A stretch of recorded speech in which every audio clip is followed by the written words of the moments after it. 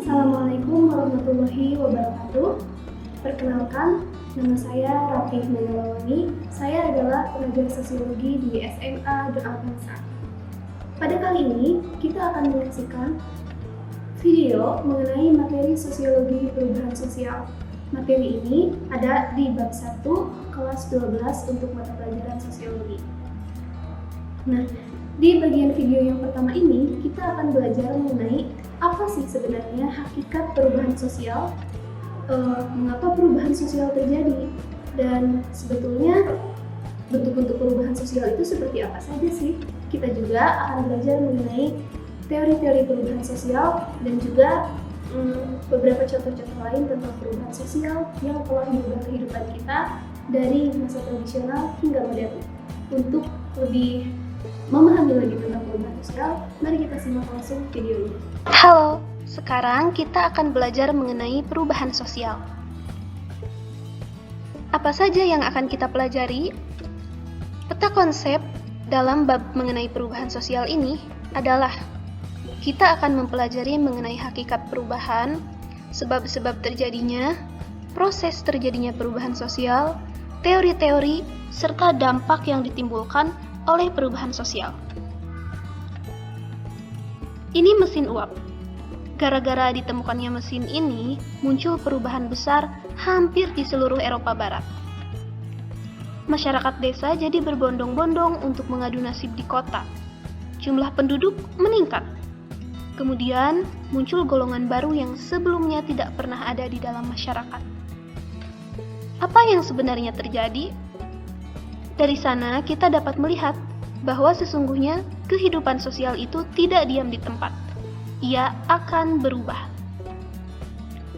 Ketika kita menyebut perubahan sosial, sebenarnya apa sih yang dimaksud dengan sosial dan apa saja yang berubah? Ada 3 hal yang menjadi titik tolak untuk mendefinisikan perubahan sosial. Pertama, lembaga sosial, kedua, budaya, dan ketiga, proses sosial.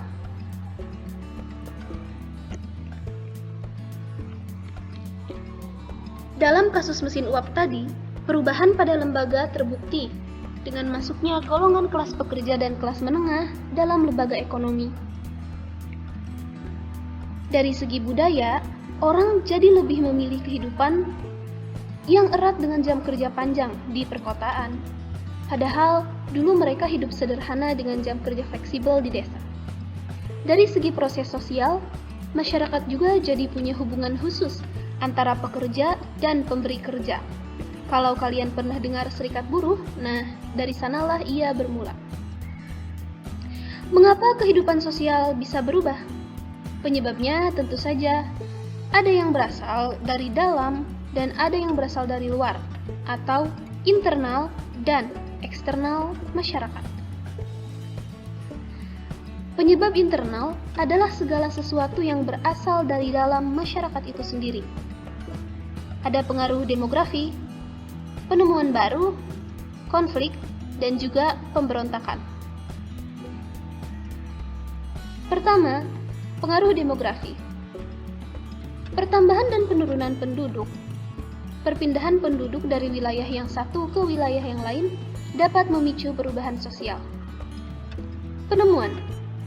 Penemuan baru juga jadi pemicu perubahan sosial, baik berupa penemuan ilmiah, penemuan teknologi, maupun penemuan-penemuan lain yang memungkinkan masyarakat memiliki hal baru. Konflik dan pemberontakan. Konflik atau pertentangan-pertentangan sangat mungkin terjadi antar individu maupun antar kelompok. Terjadinya pemberontakan atau revolusi besar-besaran juga jadi pemicu. Biasanya, ini adalah perubahan yang disengaja oleh sekelompok masyarakat untuk mencapai keadaan yang diinginkan.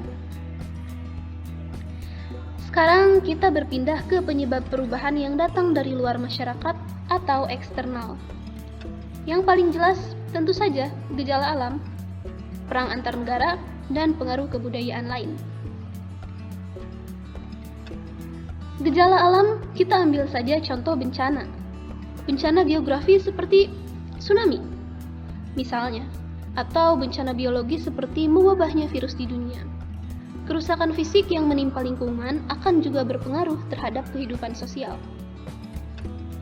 Kemudian, perang antar negara.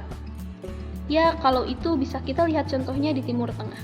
Bagaimana negara-negara yang berperang mengalami kesulitan untuk membangun keteraturan ekonomi, politik, dan sosialnya. Terakhir, ada pengaruh dari kebudayaan lain. Ini biasanya muncul ketika terjadi interaksi dengan masyarakat luar. Apakah semua perubahan sosial itu seragam?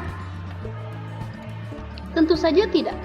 Ada beberapa bentuk perubahan sosial yang dibedakan berdasarkan lamanya proses perubahan, skalanya, dan ukurannya.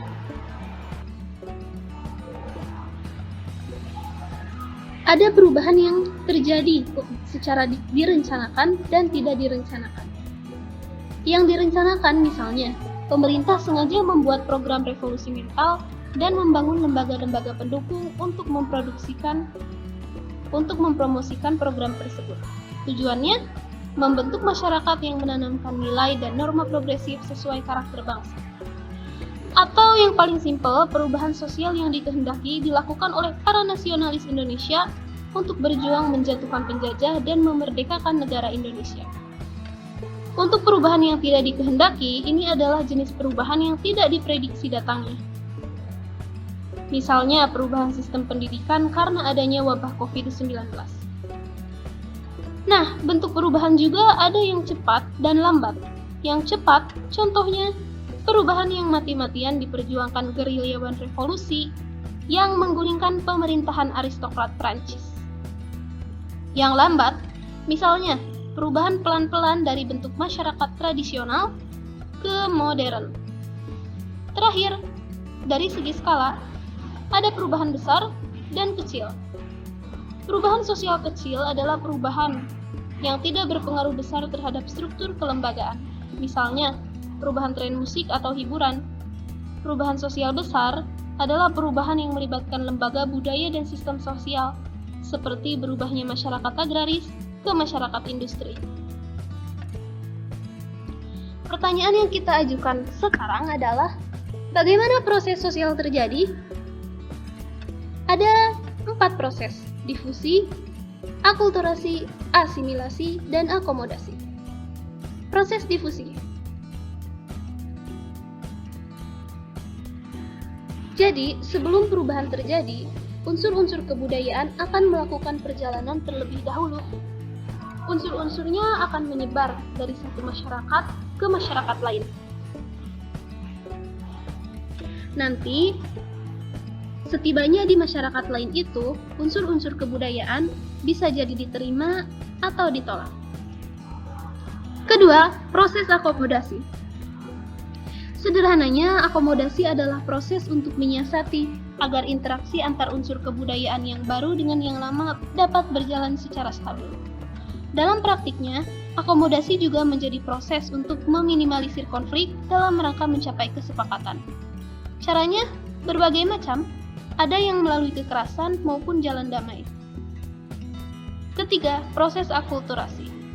Ketika mendapat pengaruh budaya dari luar, ada masyarakat yang memutuskan untuk mengadopsi budaya tersebut dengan tetap mempertahankan budaya sebelumnya.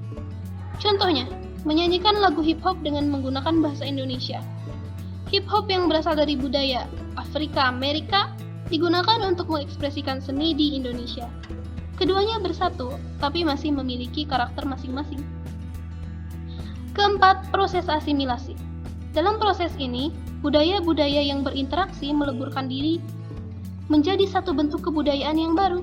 Misalnya, ketika orang Australia pindah ke Jawa, dia mulai mengadopsi semua bahasa dan kebudayaan Jawa, sehingga berperilaku seperti normalnya orang Jawa biasa. Setelah mengetahui proses-prosesnya, kita akan berpindah ke pemahaman tentang teori. Teori evolusi dengan jelas mengatakan perubahan sosial itu akan berlangsung dari satu titik awal yang sederhana menuju titik akhir yang lebih kompleks. Teori ini memandang bahwa masyarakat akan bergerak dalam satu garis lurus yang pasti, dan makin hari peradaban akan semakin kompleks dan maju. Berbeda halnya dengan teori konflik. teori ini lebih menyoroti ke masalah penyebab utama terjadinya perubahan sosial. Dengan tegas dikatakan, setiap perubahan adalah hasil dari pertentangan antara kelas yang berkuasa dengan kelas yang tertindas. Jadi, perubahan dari waktu ke waktu akan selalu terjadi sebagai konsekuensi dari menang atau kalahnya pertentangan antar kelas tersebut. Selanjutnya ada teori fungsionalis. Teori fungsionalis memandang bahwa perubahan sosial adalah sesuatu yang pasti selalu terjadi. Yang pasti, perubahan akan mengacaukan atau justru membangun masyarakat antara fungsi dan disfungsi. Tetapi, menurut teori ini, pada akhirnya masyarakat akan beradaptasi sendiri menuju ke dalam keteraturan sosial. Intinya, sejauh manapun perubahan berlangsung, masyarakat pasti akan selalu menyesuaikan diri untuk mencapai keselarasan baru. Terakhir ada teori siklus. Menurut teori ini, perubahan di dalam masyarakat tidak memiliki titik awal maupun akhir yang pasti. Setiap mencapai keteraturan baru, masyarakat akan memulai lagi perubahan menuju ke tahap selanjutnya. Nah, barusan kita sudah menyaksikan mengenai materi-materi perubahan sosial. Untuk lebih jelasnya mengenai dampak-dampak perubahan sosial, akan kita lanjutkan di video bagian 2. Terima kasih. Audio Jungle.